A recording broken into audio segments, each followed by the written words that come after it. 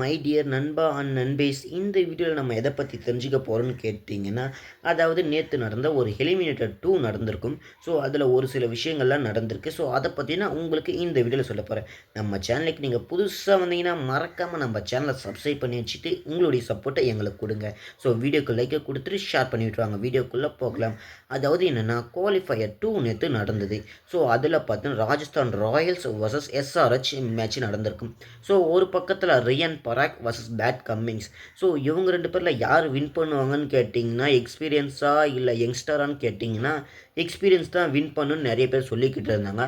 ஆனால் நேற்று ஃபைனலோட ரிசல்ட்டை பார்க்கும்போது பார்த்தீங்கன்னா, ஃபைனலாக மேட்ச் முடிஞ்ச ரிசல்ட்டை பார்க்கும்போதுன்னு பார்த்தீங்கன்னா, ஃப்ரெஷர்ஸ் தான் ஜெயிச்சிருக்காங்க. அதாவது பார்த்தீங்கன்னா யங்ஸ்டர் தான் ஜெயிச்சிருக்காங்க.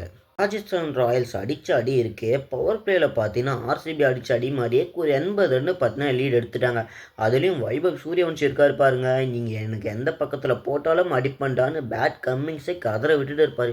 ஏய் போங்கடா, நான் இனிமேல் T20க்கே வரலடான்னு சொல்கிற மாதிரி பேட் கம்மிங்ஸை சொல்கிற மாதிரி. ஸோ அவங்க போகிற பாலர்லாம் அந்த ரங்கத்தில் பறந்துக்கிட்டு இருக்கேன். ஏன்னா அந்த மாதிரி ஒரு அடி அடிச்சிருந்தார் வைபவ் சூரியவன்ஷி. நெக்ஸ்ட்டு என்னென்னு கேட்டிங்கன்னா, நான் மட்டும் சும்மா இருக்க மாட்டேன்னா நானும் கூட சேர்ந்து அடிப்பண்டான்னு பார்த்தீங்கன்னா ஜெய்ஷ்வாலும் அவங்களுக்கு கம்பெனி கொடுத்து ஆடிக்கிட்டு வந்தாங்க. வைபவ் சூரியவன்ஷி செஞ்சுரி போட போகிறாங்க. ஒரு 30 பாலுக்குள்ளே செஞ்சுரி போட்டு இன்னொரு ரெக்கார்டை படிக்க போகிறாங்கன்னு நினச்சிக்கிட்டு இருந்தேன்.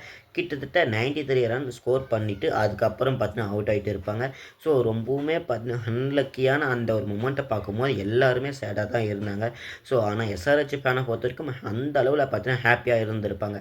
ஏன்னா வைபவ் சூரியவன்ஷி விக்கெட்டை எப்போ தண்டா எடுக்க போகிறோன்னு எல்லாம் எதிர்பார்த்துக்கிட்டு இருந்தாங்க.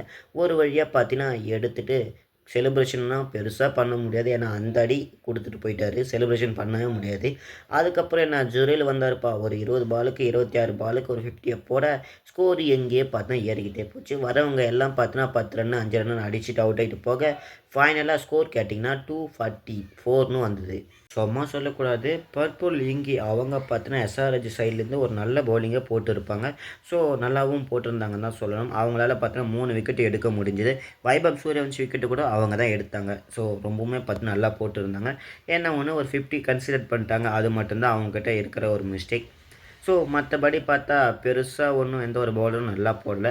அப்படியே 243 அடித்தா, அதாவது பார்த்தீங்கன்னா 243 அடிச்சிருப்பாங்க. 244 அடித்தா வின்னு பார்த்தீங்கன்னா எஸ்ஆர்ஹெச் வந்திருப்பாங்க. ஸோ அவங்களால அடிக்க முடிஞ்சான்னு கேட்டிங்கன்னா அதுதான் இல்லை. 40 ரன் வித்தியாசத்தில் பார்த்தீங்கன்னா தோற்றுருப்பாங்க. ஸோ வந்த அபிஷேக் சர்மா பார்த்தீங்கன்னா ஃபஸ்ட்டு டாட் பால் ஆடிட்டு 2வது பாலே பார்த்தீங்கன்னா கேட்ச் கொடுத்துட்டு அவுட் ஆகிட்டு போயிருப்பாங்க. ஸோ என்னடா சோகமாக நடந்துக்கிட்டு இருக்குன்னு பார்த்தா, அடுத்த பால் வந்த இஷான் கிஷன் பார்த்தீங்கன்னா அடிக்கிறாரு பாருங்க.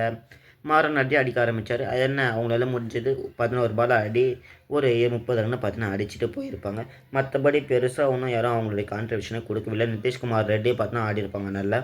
இருந்தாலும் பார்த்தீங்கன்னா இவ்வளோ பெரிய ஸ்கோர் பண்ண முடியாமல் பார்த்தீங்கன்னா 43 ரன் வித்தியாசத்தில் பார்த்தீங்கன்னா தோத்துட்டு இருப்பாங்க. இதை பற்றி நீங்கள் என்ன சொல்கிறீங்க? சேனலை சப்ஸ்கிரைப் பண்ணி வச்சுட்டு இந்த வீடியோ பிடிச்ச லைக்கை கொடுத்துட்டு ஷேர் பண்ணி விட்டுருங்க.